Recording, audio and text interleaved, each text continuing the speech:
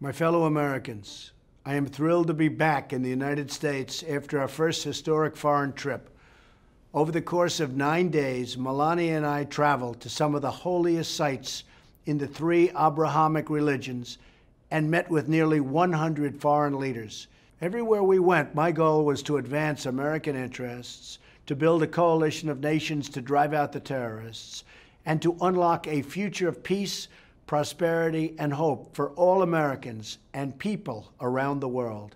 In Saudi Arabia, I was honored to participate in a historic summit with the leaders of more than 50 Muslim and Arab nations, where King Salman and many other leaders expressed their desire to take on a greater role in defeating terrorists who murder innocents of all faiths. At this unprecedented summit, we opened a new center to combat extremist ideology, launched a task force to block funding for terrorists, and agreed to a massive economic development deal that will create hundreds of thousands of new jobs in the United States.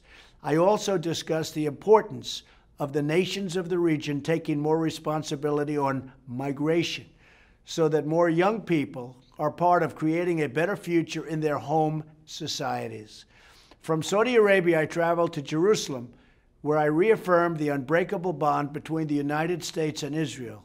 There, I prayed at the Western Wall, visited the Church of the Holy Sepulchre, and was awed by the majesty of that sacred land and the perseverance of the Jewish people. I also traveled to Bethlehem, another ancient city of wonder, where I met with Palestinian leader President Abbas.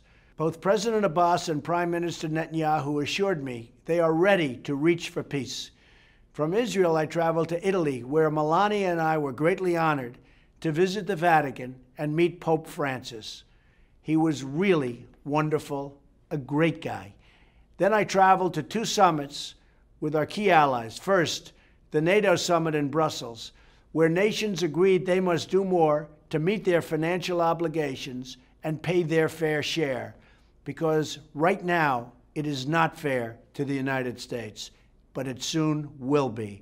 Next, I attended the G7 summit in Italy, where we worked to improve coordination on shared security threats, achieve more fair trade that gives workers a level playing field, and agreed on the goal that refugees should be resettled as close to their home countries as possible so they could be part of the future rebuilding.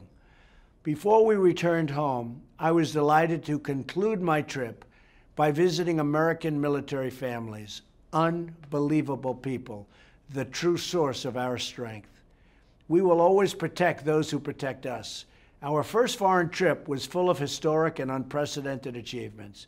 Joined by many old and new friends, we have paved the way for the new era of cooperation, one that calls upon each nation to take more responsibility to bring peace to their people, one that works together to defeat the scourge of terrorism and deliver hope to all of God's children, and one that protects American interests so we remain a strong and prosperous nation, strong and prosperous like never before, and a beacon of freedom and opportunity for many years to come.